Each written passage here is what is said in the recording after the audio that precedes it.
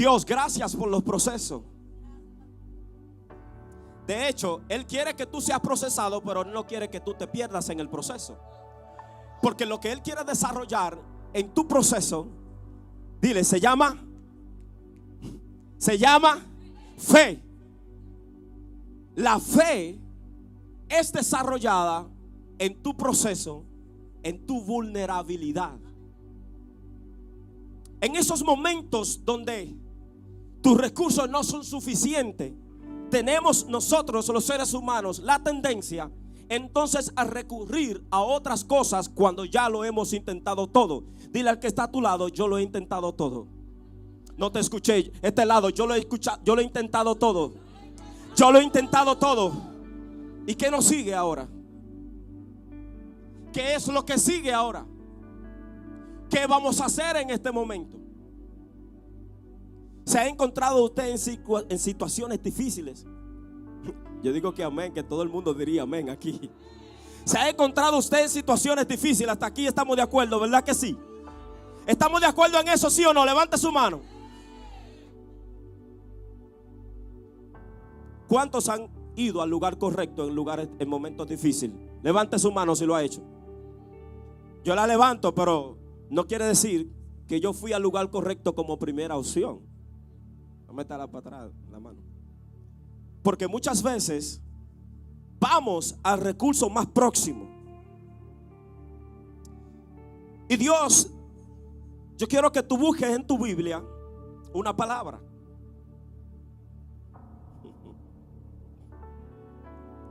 Y oye cómo dice en Lucas 18. Lucas 18, todo conmigo. Dile al que está a tu lado, la fe como único recurso. La fe como único recurso. No te escucho. Dígalo con gusto, como dice Ingrid. La fe como su único recurso. Aleluya. Dice en el nombre del Padre, del Hijo y del Espíritu Santo. Les dijo también una parábola. Los que puedan honrar la palabra de pies. Les dijo también una parábola para que oraran siempre. Me equivoqué. Dice, les dijo también que oraran una palabra, le dio una parábola para que oraran a veces. A veces. Es que no tengo los lentes puestos, perdón. Les digo también una parábola para que oraran siempre. O sea, él está utilizando una analogía, una historia que ellos se puedan relacionar, que ellos se puedan identificar. Eso eran las parábolas. Que ellos podían percibir e entender inmediatamente cuando él hablaba de la parábola. Diga conmigo, Dios hoy me va a hablar a través de una parábola que yo voy a entender y el mensaje va a dar fruto en mi vida. Dice el 2, diciendo, había en cierta ciudad un juez que no temía a Dios ni respetaba a hombre alguno. Había también en esa ciudad una viuda que acudía a él diciendo, hazme justicia de mi adversario. Y él se estuvo negando por algún tiempo. Diga conmigo, por algún tiempo. Pero después dijo para sí el juez injusto, aunque no temo a Dios ni respeto a hombre alguno, no obstante, puesto que esta viuda no deja de importunarme, otra versión dice, me es molestia. Diga conmigo, importunarme. Hay que importunar. Dice él, le haré justicia para que no esté viniendo constantemente a causarme molestias. Si hay algo que el enemigo odia, es el importunio de los santos, el importunio de los escogidos, que saben que tienen una promesa y ellos dicen: hasta que yo no vea que se materialice la promesa, voy a hacer un importunio para Satanás.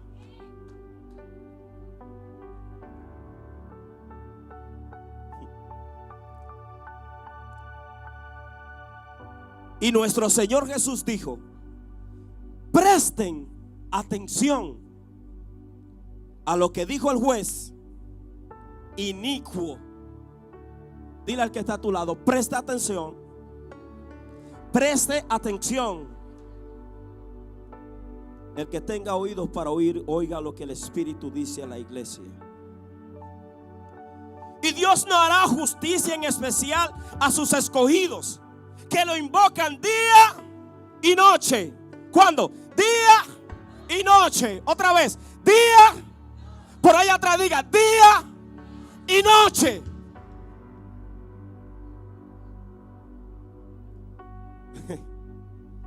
Mi papá, diga al que está a tu lado: mi papá, mi Dios, Él sabe lo que estoy pasando y está esperando que yo clame día y noche para hacerme justicia. Y Dios no hará justicia en especial a sus escogidos, que lo invocan día y noche, siendo paciente con ellos. Les digo, ese les digo de Jesús: confianza, autoridad, seguridad. Como que usted está escuchando este sonido, como que tu hermano está al lado, como que tú respiras. Les digo que les hará justicia rápidamente. Les digo que le hará justicia rápidamente. Hay alguien que tiene que decir: mi justicia, mi milagro, mi provisión, mi madurez, mi restauración, viene en camino. Viene en camino. Mi justicia viene de la mano de Jehová. No tardará. No tardará. Se aproxima. Pero cuando venga el Hijo del Hombre, ¿hallará fe en la tierra?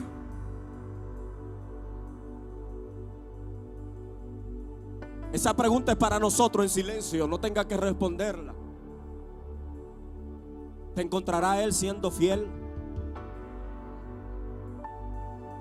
¿Te encontrará con la fe suficiente a pesar de las injusticias del ser humano, del sistema? ¿O te decepcionarás? ¿O harás como la viuda, que serás importuno? Serás insistente. Los dominicanos a veces le decimos a los muchachos: pero ese muchacho sí es necio, porque es que insiste demasiado para lo que quiere. Mami, dame esto. No, no te lo voy a dar. Y vuelve.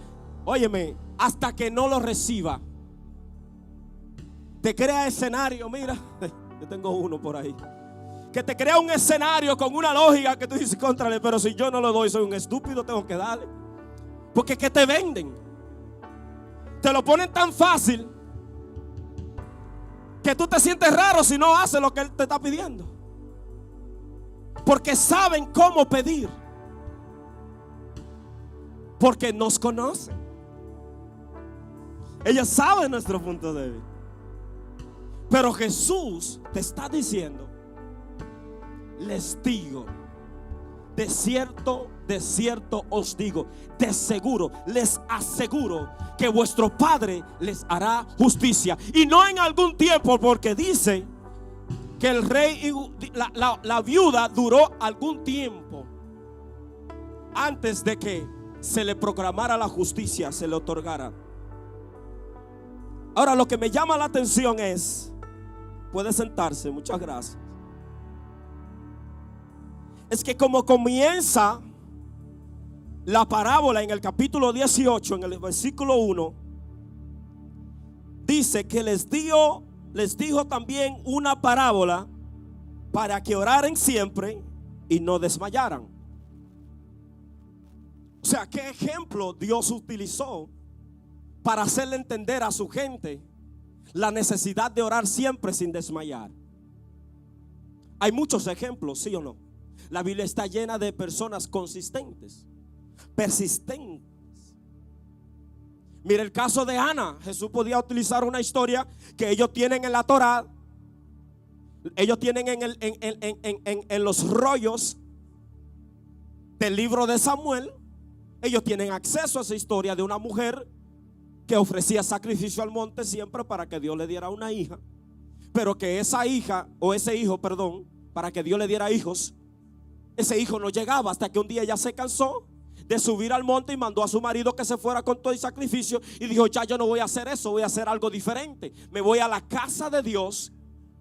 Y mientras estaba en la casa de Dios, empezó a orar y a llorar y a proclamar y a hacer pacto con Dios. Elí la encontró llorando y parecía como si estuviera embriagada, y él la juzgó y él le dijo: pero ¿qué tú haces, borracha mujer? Dijo: no estoy embriagada, yo me he derramado delante de Dios. Y él le dijo: bueno, que Dios te dé lo que has pedido. Esa mujer fue insistente. Hay otras historias que ustedes pueden corroborar en la Biblia de personas que fueron insistentes hasta lograr aquella cosa. Josué fue un hombre insistente. Moisés fue un hombre insistente. Su paciencia fue probada porque el faraón no quería soltar el pueblo de Dios por más señales que pasaban. Y eso que él veía lo sobrenatural, pero fue insistente. Su fe fue probada porque Jesús no utilizó eso. Dile al que está a tu lado: algo hoy Dios me quiere enseñar con la viuda. ¿Qué era una viuda? Una viuda, en el tiempo en que estaba viviendo Jesús, era una mujer. Primero, para declararse viuda debían de acontecer diferentes eventos, diferentes situaciones. No se declaraba viuda simplemente porque sí, porque había una ley que decía que si una mujer que está aquí ahora mismo queda viuda, o sea, su marido se muere, ellos tienen una cláusula en la ley de Moisés que dice que hay que buscar en la familia del marido que murió, del fenecido, uno de los hermanos que pudiera redimir el apellido del que murió, para que la familia no pase vergüenza. Entonces no se declaraba directamente así viuda, sino que tenía un resguardo. Diga conmigo: resguardo. Diga conmigo: opciones, recursos. Entonces esta mujer, mientras se le murió su marido, esa mujer del Antiguo Testamento, la viuda que fue el profeta a su casa, cuando había una hambruna terrible y le pidió pan para comer, ella dijo: vive Jehová, que nada más tengo este poquito de pan y este poquito de aceite y este poquito de harina, para que mi hijo comamos y nos echemos a morir. Había otra viuda que su esposo se le había ido, no tenía recursos, pero tenía hijos. Diga conmigo: otro recurso para la viuda eran los hijos. Si no tenía alguien que la representara de los hermanos del linaje del fenecido, buscaban otro hermano más joven, o hasta que hubiera alguien capaz de sostener el linaje, el legado, de proveerle a la viuda. El otro recurso eran los hijos, o estar en la casa de su padre. O sea, una figura paterna, una figura de un varón en la casa tenía la responsabilidad para redimirla. Es por eso, si usted le ha leído la historia de Ruth, usted sabe que Noemí llegó un momento que dijo: ya no me digan Noemí, dígame Mara, que significa amargura. Dios me abandonó. Ella interpretaba que Dios la abandonó porque no había quien. Se le murió el esposo, se le murieron los hijos. De hecho, usted puede ver cuando él le dice a Ruth y a la otra, ¿cómo se llama? No, la Orfa, le decía: ¿qué ustedes vienen a buscar de donde mí? Ya yo me voy para mi tierra, no tengo nada. ¿Qué recursos? ¿Qué tengo? No tengo ni siquiera un descendiente o un niño pequeño que se pueda casar con ustedes.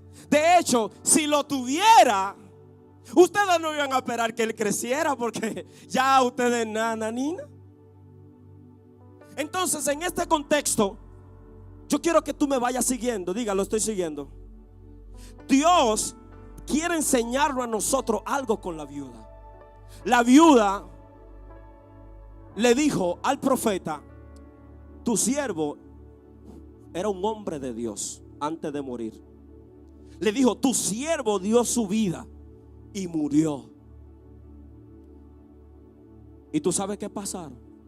Ahora tenemos deudas. Y los cobradores andan buscando a mis hijos para llevárselo preso para que se pague la deuda. Porque una manera también de redimir a la familia era que los hijos trabajaban como esclavos por X tiempo hasta que se pagara la deuda. Entonces, la viuda en este contexto es una situación muy fuerte para Dios explicarnos a nosotros la necesidad de orar. ¿Por qué una viuda? ¿Por qué una persona así indefensa? ¿Por qué Dios utiliza a la viuda? Que tiene que ver con los discípulos y la gente que estaban ahí, que no eran viudos ni viudas. ¿Por qué Él utiliza ese contexto para ellos? ¿Qué tiene que ver contigo? Que tú no eres viuda, ni eres ninguno de los que estamos aquí se llama viuda. Algunas, quizás algunas, no puedo decir que no, pero en su gran mayoría, el 98% no es viudo aquí ahora mismo. Usted es el 1% o el 0.001%. So, Dios quiere enseñarnos algo con la viuda. ¿Me están siguiendo? Entonces, en ese momento, Jesús está hablando con alguien que entiende lo que significa el contexto que Él está hablando. Porque esa tradición de la viuda todavía está ahí. Dios tomó tan en cuenta a la viuda que en la ley de Moisés, en la ley que le habló al pueblo,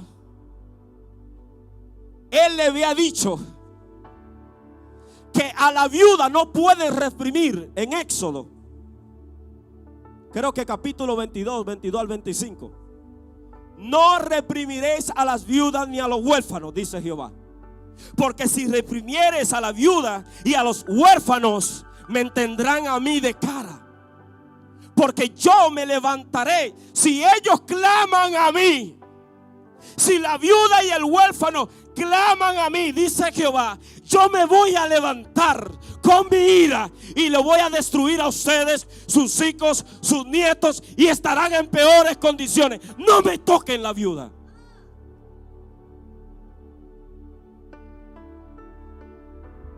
Y Dios nos dice: yo quiero que ustedes entiendan este concepto de la necesidad de orar y estar conmigo con una historia de una viuda. Qué extremo, Dios mío. Entonces esta viuda dice, y él comienza diciendo: había un juez injusto, inicuo, que ni temía a Dios ni temía a los hombres. Oye cómo comienza. O sea, porque primero la viuda, pero entonces el juez que ni es justo ni teme a los hombres. Está difícil. Y Él quiere que nos enfoquemos y nos encajemos y nos veamos en esa viuda. Dile al que está a tu lado: está difícil. Pero Dios quiere que entendamos algo. El juez no temía a Dios. ¿Para qué está un juez? Para impartir justicia, para ir al favor del derecho, para ir al favor que de acuerdo a las pruebas y a los testimonios que se le traían, ellos impartir justicia. La equidad es un valor inherente del justo. La imparcialidad es un valor inherente del justo. ¿Cómo está la justicia hoy en día? ¿Es imparcial? La justicia hoy en día en el Palacio de Justicia, de la manera que se administran las cosas, es imparcial. De hecho, Dios para la viuda estableció jueces específicos. Diga conmigo, jueces específicos. A la viuda tenían a dónde ir. Ellos no iban ante cualquier juez. Ellos iban donde jueces, porque dice Éxodo que él estableció jueces para la viuda. Entonces dice la Biblia que esta mujer fue donde el juez todos los días y le decía: hazme justicia, hazme justicia, insistentemente. Pero ella decía: hazme justicia. Oiga este punto clave: hazme justicia de mi adversario. Parece que había alguien que la perseguía a ella. Parece que ella tenía a alguien que le estaba persiguiendo. Parece que había alguien que estaba haciendo causa de persecución para su vida.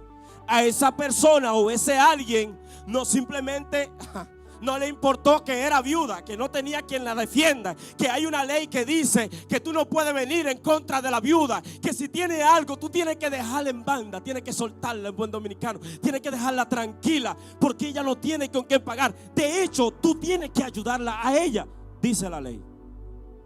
Pero estos sin escrúpulos, estos inhumanos, la estaban persiguiendo porque dice que tenía un adversario. Yo no sé si tú tienes adversarios que no te dejan tranquila, que a pesar que te ha venido, mira, Dios mío, hay gente que ha tenido situación tras situación y por encima de eso el adversario acusándole, y cada vez que se quieren levantar viene el enemigo con cosas del pasado para que tú no te levantes y tú no hagas lo que tienes que hacer en Dios. Cada vez que tú dices voy a tomar una decisión, ya lo que pasó, pasó, y el acusador viene detrás.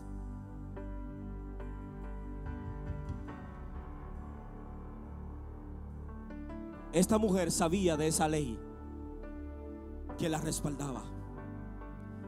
Y ella dijo: hasta que no se me haga justicia no me voy de aquí. Le daba esa tanda todos los días. Dice la Biblia que por algún tiempo. Diga conmigo, por algún tiempo. Por algún tiempo. Sin respuesta. ¿Por cuánto tiempo tenemos nosotros clamando? ¿Por cuánto tiempo hemos nosotros venido a la presencia de Dios para que Dios nos dé respuesta de algo?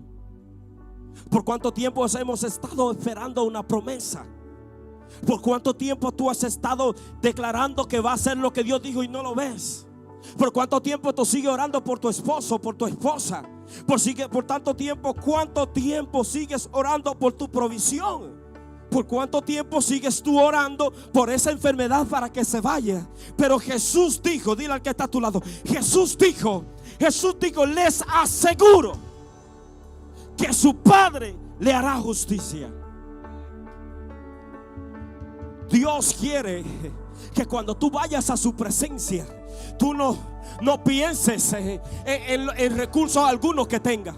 Por eso Dios utilizó a la viuda, porque Él quería que usted utilizara la fe como su único recurso, que usted utilizara a Dios como su único recurso. No tengo hombres, no tengo hijos, no tengo nadie que me redime. Dios mío, tú eres mi último recurso, tú eres mi único recurso. Hay alguien que se atreve a decir: Dios, tú eres mi último recurso,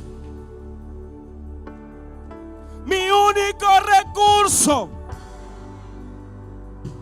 mi único recurso. Por eso Jesús le dijo: cuán difícil se le hace a un rico entrar en el reino de los cielos. Porque él agarró a ese rico y le dijo que le diera los bienes a los pobres, y no quiso, se fue entristecido. A pesar de que guardaba los mandamientos. Usted puede guardar los mandamientos, pero si tiene a Dios como una segunda opción, aleluya, se le hará difícil ver la manifestación del reino de Dios en su vida. Yo quiero que usted se ponga de pie, que estoy terminando.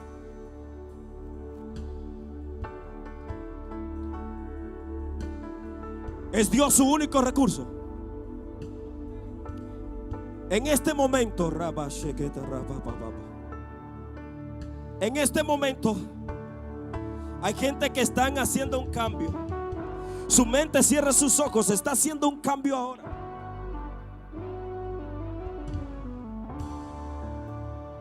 Porque viene la fe como su único recurso. Aleluya.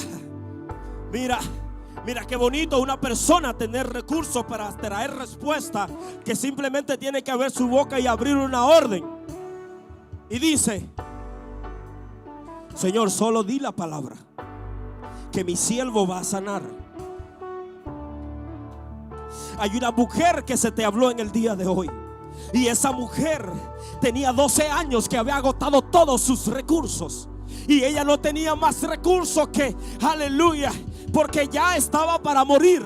Y Dios la tenía reservada, Lady, para un día. Dios la tenía reservada porque había un día que el recurso del cielo se le iba a aparecer. 12 años. Pero que dice la Biblia, antes de eso, de Mateo 5, Marcos 5, antes de eso dice que hubo un hombre principal de la sinagoga que fue donde Jesús le dijo: mi hija está enferma, mi hija se está al morir, ve y sánale, yo sé que tú lo puedes sanar. Y Jesús le dijo: vamos. Y mientras Jesús iba en el camino, había alguien que ya estaba esperando. Había alguien que estaba esperando el momento. Había alguien que lo intentó todo. Había alguien que ya no estaba dispuesta a avergonzarse de que la vean. Había alguien que ya no estaba tranquila, aleluya, con esa situación. Había alguien que le importaba un bledo la ley, que decía: tú eres inmunda, no puedes salir. Había alguien que ya no le importaba su reputación y estaba decidida a que cuando llegue el momento, estaba al acecho, porque dice: porque había escuchado hablar de Jesús. Dice: había escuchado hablar de Jesús. Hay alguien en esta hora que ha escuchado el milagro, ha escuchado de milagros, ha escuchado de promesas. Ella había escuchado a Jesús. Cuando escuchó hablar de Jesús, vino por detrás, entre la multitud, y tocó sus vestidos. Esperó su momento. Pero fueron 12 años. Dice que la viuda no se sabe cuánto tiempo duró, porque la viuda dice que duró por un tiempo, pero aquí te especifica que fueron 12 años. El número 12 tiene mucho significado, y entre ellos el número de gobierno, número de autoridad. 12, gobierno, autoridad. Me parece que ese milagro no fue al azar. Me parece que ese milagro estaba escrito para un momento. Dios utilizó a una mujer inmunda para tener acceso a la autoridad divina. Dios utilizó a una mujer inmunda para tener acceso a lo divino, a los recursos ilimitados del cielo, porque soltó todos sus recursos. Me parece que estaba escrito en el mundo espiritual antes que sucediera en lo físico. Me parece que tenía una fecha, y para que ese acontecimiento se diera, porque no se podía dar normal, ella simplemente no podía tener una cita con Jesús. Ella no podía tener una cita con el Señor. Ella era considerada inmunda.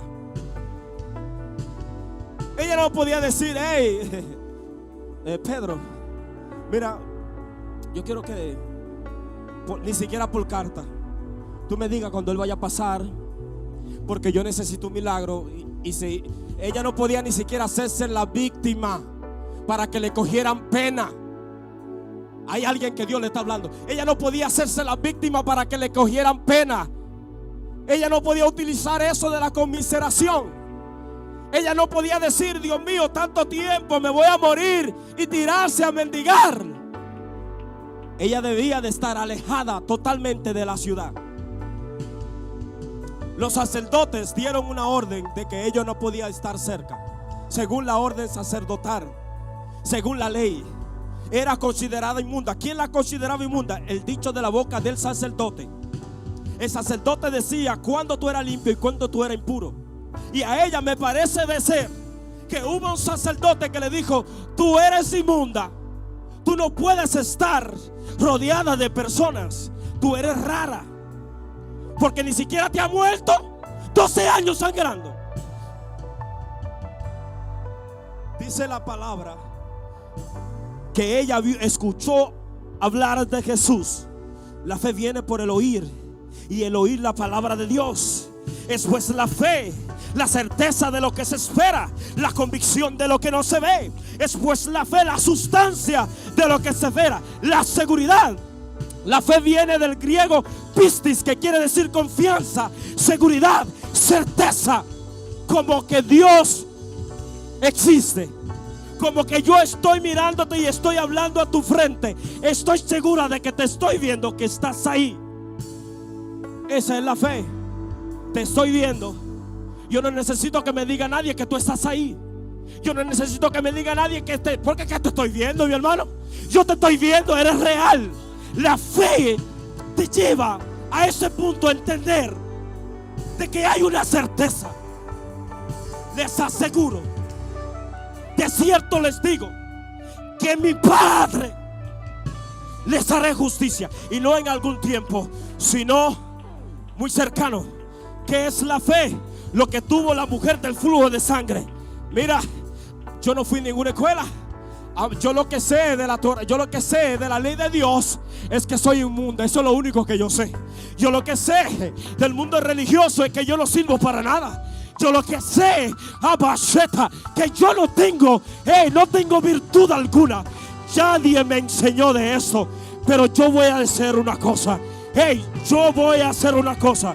Dice la Biblia, y ella dijo: si tan solo toco el borde de su manto, seré sana.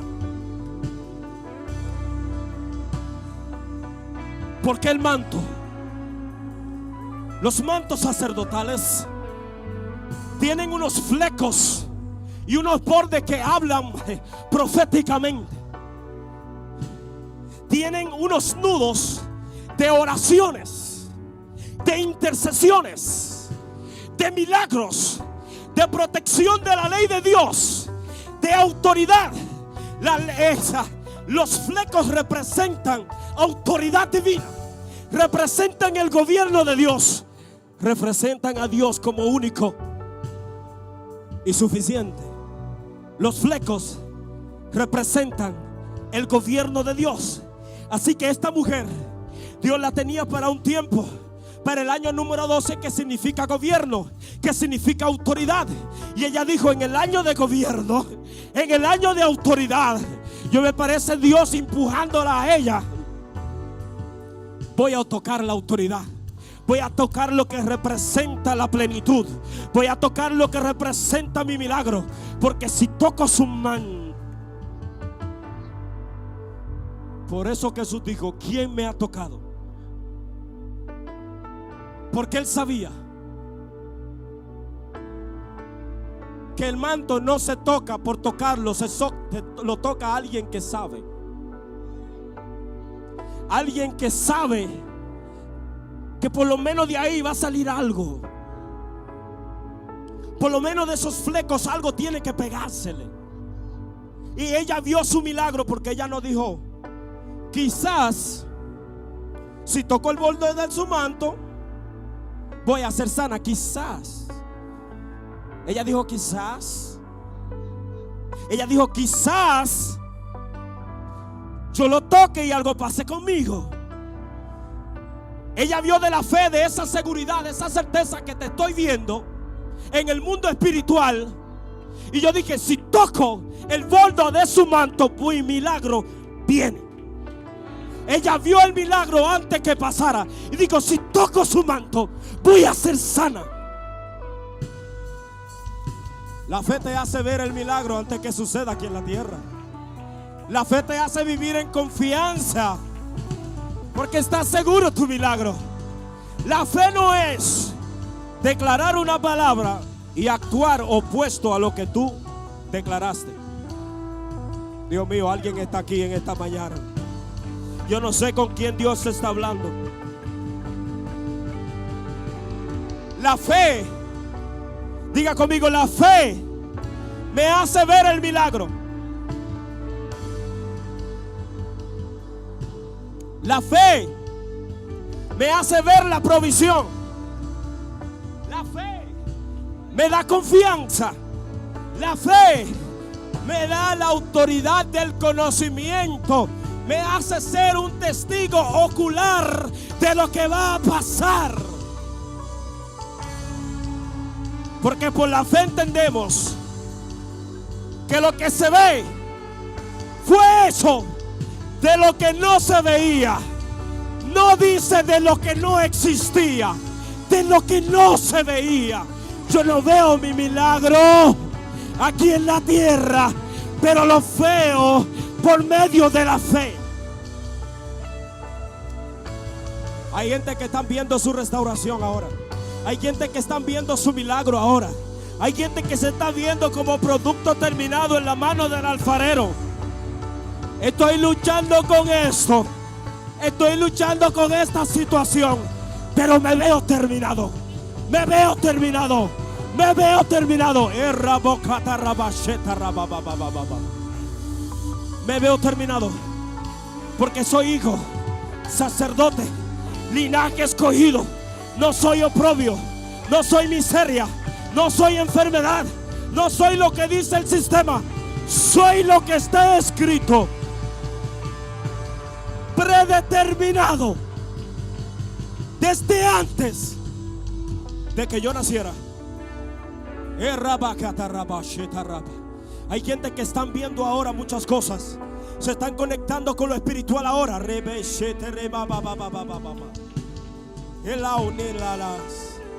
Te está conectando. Te está conectando. Prepárate a ver. Prepárate a ver. Tú no te explicas cómo es que siguen lo mismo, que todavía no te ha visto. No te ha visto. No te ha visto. El hombre de doble ánimo es aquel que no se ha visto, que no tiene fe. Dice Santiago que él lo considera como las olas del mar que son movidas de una parte a la otra, y que se mira en un espejo y dice, wow, qué bonito estoy. Dios mío, qué flow. Hey, estoy bien, estoy bonito, estoy salud, tengo sano. Hey, Dios, llama, ese soy yo. Y se va. Y dice, y olvida cómo era.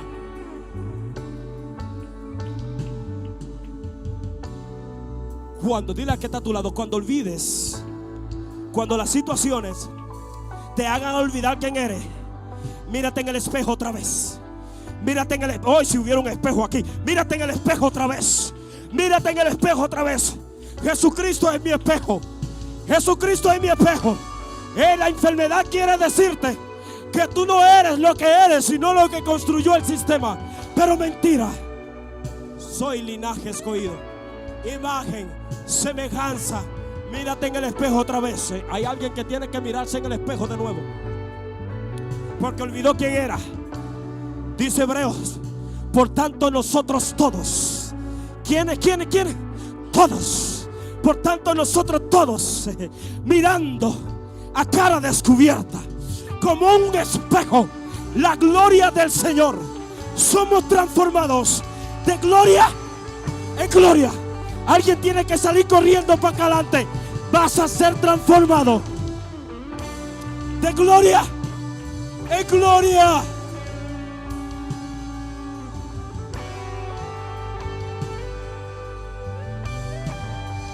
Pasa acá adelante.